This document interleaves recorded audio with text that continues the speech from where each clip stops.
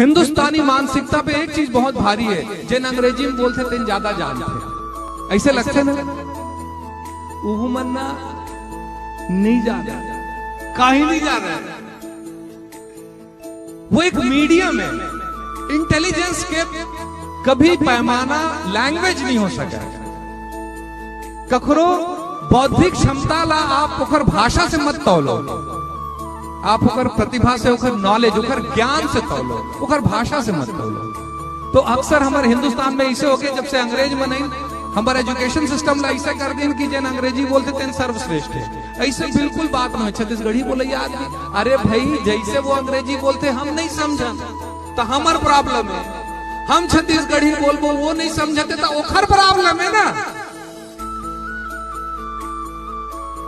तो जतका हम ओखर अंग्रेजी नहीं जान पाते, ततके वो हमार छत्तीसगढ़ी नहीं जान पाते, वो तो आप क्या नहीं है।